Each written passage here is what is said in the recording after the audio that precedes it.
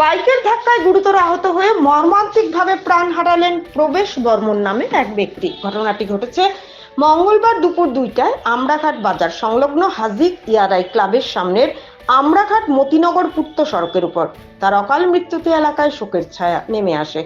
বৃহস্পতিবার প্রবেশ বর্মনের স্ত্রী ববিতা বর্মন বলেন, মঙ্গলবার তার স্বামী প্রবেশ বর্মন চিরা আনতে দোকানে গিয়েছিলেন। এ সময় একটি পালসার বাইক তাকে পেছন দিক থেকে ধাক্কা মেরে গুরুতর আহত করে। তাকে সঙ্গে সঙ্গে নিয়ে যাওয়া হয় শিলচর মেডিকেল কলেজ হাসপাতালে, কিন্তু কয়েক ঘন্টা পর সেখানে তার মৃত্যু ঘটে।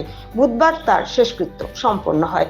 বৃহস্পতিবার এলাকার জনগণ প্রবেশ বর্মনের মৃত্যুর জন্য তার বিধবা স্ত্রীর হাতে সরকারি সাহায্য বাবদ 10 লক্ষ টাকা আর্থিক সাহায্য তুলে দেওয়ার দাবি জানিয়েছেন।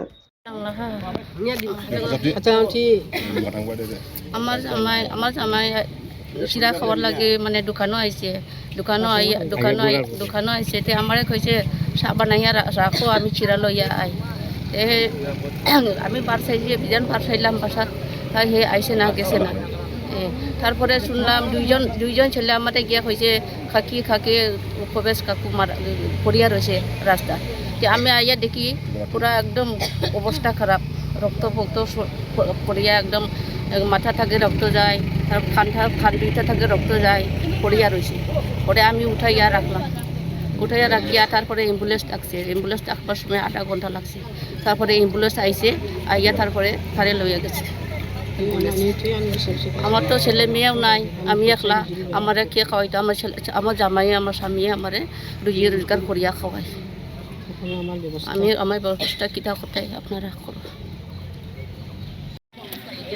আপনার ঘটনাটি ঘটেছে 26 তারিখ, ধরুন অনুমানিক 3:30 এইভাবেই হবে, 3:30 4টা এই ধরনের হবে। ওই সময় উনি অ্যাকচুয়ালি কি হয়েছে, এখান থেকে প্রথম গিয়েছিলেন ওইখানে দোকান থেকে কিছু জিনিস আনার জন্য, গ্রোসারি।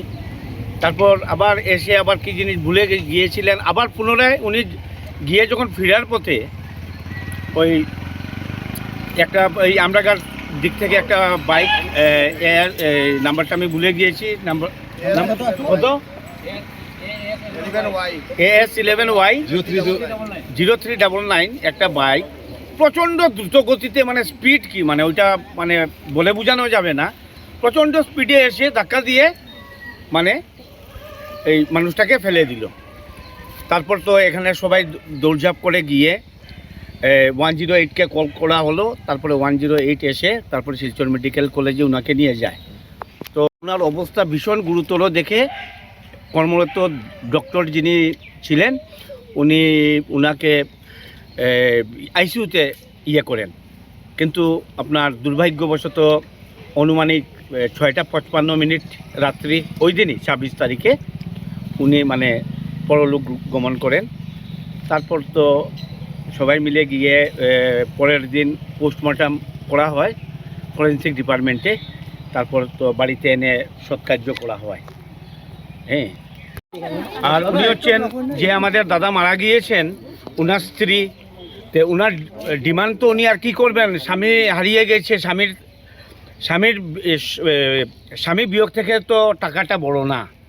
তাই যদি কোনো আইনের যদি কোনো ধরনের থাকে, আইন যা করবে ওইটাই, তার টাকা পয়সা বা এইগুলার উপরে কোনো মানে লোভ মোহ নেই।